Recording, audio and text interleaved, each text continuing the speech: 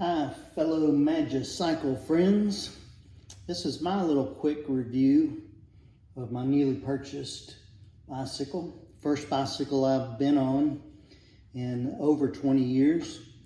I was excited about it. I did a lot of research about it, and this is what I have to say. If you can afford one, buy it. It's extremely well built, professional grade welding, has a good stance, has a good ride. I appreciate them having a Facebook page that, although there's a time difference between the US and China, Dora seems to be reaching out to us and answering our questions. Extremely helpful. I'm going to just be straight out with you. There are many more pros than there are cons. So I'm not going to just beat that back and forth. Y'all have probably seen enough of that by now. I will agree with the pros. I will agree with the cons, mainly the brakes. Yesterday I spent probably 40 minutes tinkering with the brakes. I did have a slightly bent front rotor that I was able to true up. I disassembled the calipers. I took the brake pads out.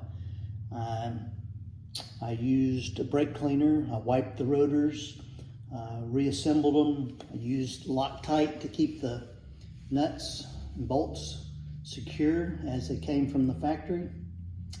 And after a little trial and error, I was able to get the squeaking noise to stop, the rubbing noise to stop. And then I spent the next hour or so riding the bicycle.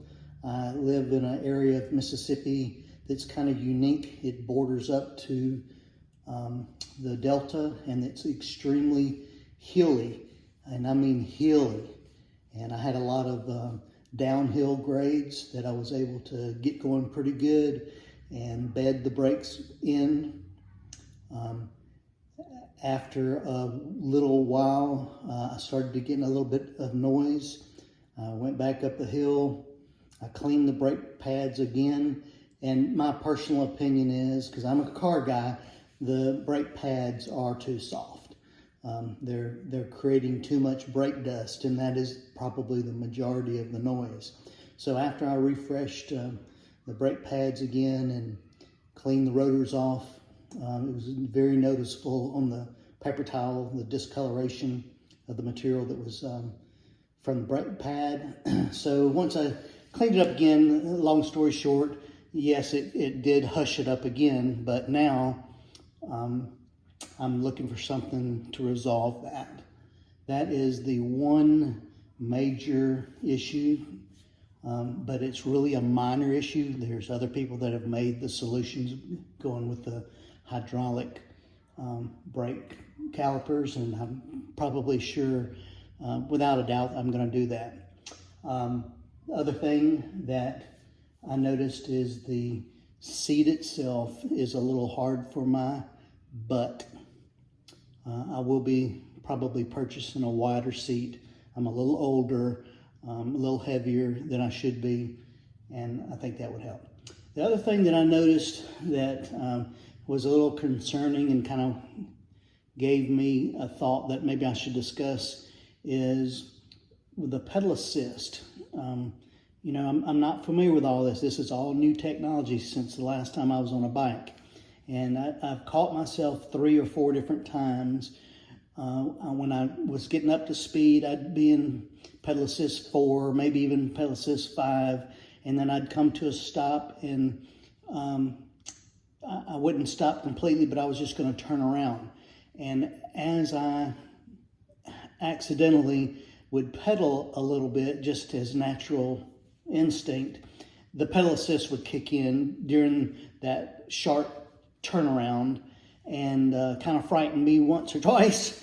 But I think I'm beyond that now. I just want to tell new riders like myself that it's kind of like a stick shift on a car. You need to gear it down when you're slowing down, And when you're making turns, be mindful that if you have not turned it to 0 pedal assist and you've left it in anything higher than 1 or 2, pay attention, because it will engage that motor whenever you use your pedals, even though you're not touching the throttle. And you got to be mindful of that. Other than that, I'm telling you, I very much enjoy this bicycle. I may have even overdone it the first day or two because of my inability to exercise due to some issues that I've had. But I can tell that I'm progressing. This is probably going to be a exercise tool for me, and will get me going to the things that I want to achieve. And also, it gives me a little bit different perspective of some of the property that we have. When you're riding around in a side-by-side, just the noise of it does scare off a lot of the wildlife that we have. And yesterday, which would have been Saturday, I was able to sneak up on several different deer, and it was just a beautiful afternoon. I did ride it on asphalt. I rode it on hills. I rode it on dirt paths. One of the spots that I have in elevation, it's over 90 feet drop in elevation going down from the ridge top to the creek, and it is almost straight up and down. And this bike handled it, both going down and coming up, which is more important. I was able to do it with the throttle only, and then at the end of the day of making several of those big hill climbs, I was down to about 14% power, and I was able to get back up that hill one last time, but I ended up being in first gear and full pedal assist, and I did make it to the ridge of the hill. I never had to stop and get off.